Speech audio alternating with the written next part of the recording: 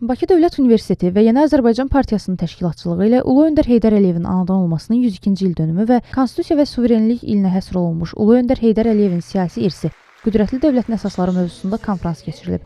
Əvvəlcə Ulu Öndər Heydər Əliyevin büstü ziyarət olunub, xatirəsi ehtiramla yad edilib. Konfrans iştirakçıları BDU-nun Heydər Əliyev muzeyi və Heydər Əliyev lektoriyasında ziyarət ediblər.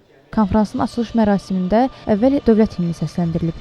Ümummilli lider Heydər Əliyevin və torpaqlarımızın azadlığı uğrunda həlak olan şəhidlərimizin əziz xatirəsi bir dəqiqəlik sükutla yad edilib. Ulu Öndər Heydər Əliyevin mənalı ömür yolu və zəngin dövlətçilik fəaliyyətindən bəhs edən video süjet nümayiş olunub. Rektor Elçin Babayev konfransın Ulu Öndər Heydər Əliyevin tükənməyən siyasi irsinin, qüdrətli Azərbaycan dövlətinin qurulması üçün ümummilli lider tərəfindən formalaşdırılan əsasların öyrənilməsi və tədqiqi baxımından önəm daşıdığını bildirib. YAP sədrinin müavini, mərkəzi aparatın rəhbəri Tahir Budaqov isə bildirib ki, 1992-ci il noyabrın 21-də Heydər Əliyevin rəhbərliyi ilə Yeni Azərbaycan Partiyasının yaradılması və xalqın öz liderinin ətrafında sıx birləşməsi isə dövlətçilik tariximizin dönüş nöqtəsi olub. Sonra YAP sıralarına yeni qəbul olunmuş üzvlərə üzvlük vəsiqələri təqdim olunub. BDU-nun nəzdində Gənc İstedadlar Liseyinin müəllimi Arzu Orucova, Tarix Fakültəsinin 2-ci kurs tələbəsi Ayan İsmailova çıxışlarında Ulu Öndərin ideyalarını davam etdirəcəklərini bildiriblər. Heydər Əliyev Bakı Dövlət Universitetinin dünya şöhrətli məzunudur. Biz həmişə bununla fəxr etmişik və fəxr edəcəyik.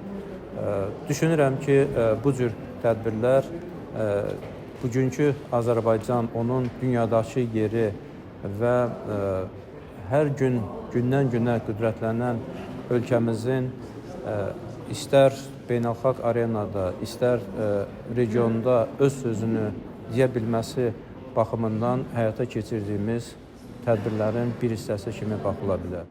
Ulu Öndər Heydər Əliyevin Azərbaycan dövləti, Azərbaycan xalqı qarşısında xidmətləri misilsizdir və Azərbaycan, müasir Azərbaycan, müstəqil Azərbaycan məhz Ulu Öndərin adı ilə bağlıdır və Ulu Öndərimizin vaxtı ilə hələ Sovet dövründə əsası qoyduğu inkişaf Azərbaycanın sonradan müstəqil dövlət kimi ayaq üstə durmasında, inkişaf etməsinə böyük rol oynamışdır.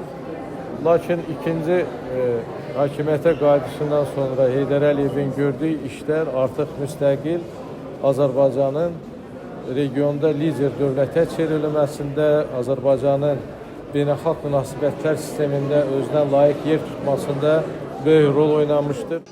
Tədbir BDU-nun Mədəniyyət Yaradıcılıq Mərkəzinin hazırladığı bədii hissə ilə davam edir. Sevinç Bağırlı, Zahid İbrahimov, BDU Xəbər.